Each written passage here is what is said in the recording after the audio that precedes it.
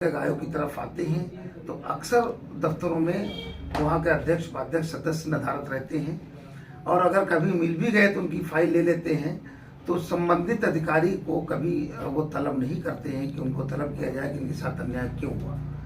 ऐसे में अधिकारी बेलगाम है और अल्पसंख्यकों की कोई सुनता नहीं है। इसलिए मेरी सरकार से ये मांग है कि अल्पसंख्यक आयोग में एक तो अल्पसंख्यक वित्तीय विकास निगम बनाया, उसमें फंड की दिक्कत होती है, तो इसलिए अल्पसंख्यक के लिए तमाम जो योजनाएं हैं सरकार की, उन योजनाओं का भी क्रियान्वयन ढंग से नहीं हो पाता है। ठीक से हमारे अल्पसंख्यकों को उसका लाभ नहीं मिलता है। और अगर थोड़ा बहुत कुछ अल्पसंख्यक आयोग में और या अल्पसंख्यक वित्तीय विकास निगम में जो थोड़ा बहुत फंड होता है, तो उसमें अल्पसंख्यक में जो बहुसंख्यक मुसलमान हैं तो उसको उसका लाभ नहीं मिल पाता। अल्पसंख्यकों में कुछ ऐसे भी अल्पसंख्यक है जो जिनकी आबादी बहुत कम है, वो लोग अल्पसंख्यक वित्तीय विकास निगम से लोन ले करके और उससे तमाम योजनाओं का लाभ उठा लेते हैं। हमारे लोग इससे वंचित रह जाते हैं। इसलिए हमारी सरकार से मांग है कि अल्पसंख्यक वित्तीय विकास निगम में धन की कमी ना होने पाए और जो भी अल्पसंख्यक के प्रति योजनाएं सरकार की लागू, उसको सुचारू रूप से लागू किया जाए ताकि उन लोगों को न्याय मिल सके। दानिश आज़ाद आज दिन यही चर्चा में है कि मुसलमानों के लिए और सड़कों के लिए बहुत कुछ कर रहे हैं और बहुत जगह जा रहे हैं। उन्हें काफ़ी जो है उन्होंने अपनी आपको ये बताया कि काफ़ी जो है मुसलमानों के लिए हम खड़े हैं, और आप ये कह रहे हैं कि उनके लिए जो है कहीं ना कहीं जगह बनाई जाए, वो कह रहे हैं हम खड़े हैं उनके साथ में।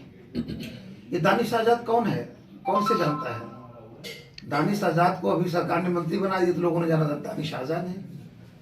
इनसे पूछो कि आपने पसमानदा मुसलमानों के लिए कभी कोई मीटिंग किया, कोई कार्यक्रम किया, कभी कोई आंदोलन किया, कभी कोई धरना प्रदर्शन किया, कभी अखबार में या मीडिया के माध्यम से कोई आपने इनके प्रति जो अन्याय हो रहा था उस पर आवाज लगाई? ये लोग सरकारी मुसलमान हैं, इनको सरकार ने अपना सरकारी मुसलमान बना करके और बैठा दिया कि आप जाइए और पसमानदा लोगों को सरकार की योजनाएं बता करके और जोड़ने का काम करें।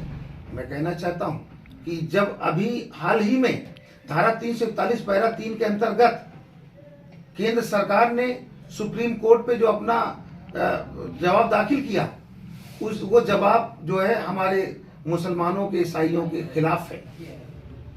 उसमें ये कहा गया कि ईसाई में और मुसलमानों में दलित होता ही नहीं, जबकि 1936 से 1950 तक दलित मुसलमानों को हिंदू दलितों के बराबर आरक्षण का लाभ मिलता था।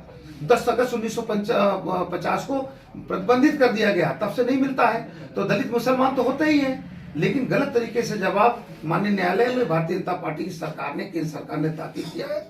मेरी अपील है कि वो जो आपने जवाब दाखिल किया उस पर पुनः विचार करना चाहिए, रिवीजन में जाना चाहिए। दलित मुसलमान होता है, पहले भी थे, उनकी आज भी लोग, उनके खानदान के लोग यहाँ पर हैं और बद से बदतर जिंदगी जी रहे हैं। उनके साथ अन्याय ना करें। एक तरफ भारतीय जनता पार्टी पसमानदा मुस्लिम समाज के लिए हमदर्दी की बात करती है, उनको देश की मुख्यधारा से जोड़ना चाहती है। एक तरफ भारतीय जनता पार्टी उनके लिए घड़ियालू आंसू बहाती है और तमाम अपने चाटुकार मुस्लिम भाजपा नेता से उनको अब जोड़ना भी चाहती है। लेकिन जब हमारे पास तमाम ऐसे जो पसमानदा समाज के लिए काम कर रहे हैं लोग, उनसे मशवरा सलाह क्यों नहीं किया जाता? दानिश आज़ाद की बात रही तो जब अभी हाल ही में केंद्रीय मंत्री स्मृति ईरानी ने जिस तरीके से उन्होंने कई वर्षों से मिल रहे स्कॉलरशिप, अब्दुल कलाम आजाद फाउंडेशन के तहत जो स्कॉलरशिप मिल रही थी अल्पसंख्यकों को, जो उनको फ्री कोचिंग मिल रही थी और तमाम स्कूलों में और मदरसों में उनको तमाम सुविधाएं मिल रही थी, इनको अभी स्मृति ईरानी जी ने बंद कर दिया।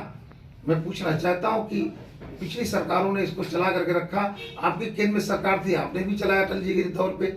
आप हमदर्दी भी करते हैं और हमारे लिए जो सरकारों ने पहले योजनाएं चलाई थी आप उसको धीरे धीरे बंद करते जा रहे हैं। ये कैसी हमदर्दी?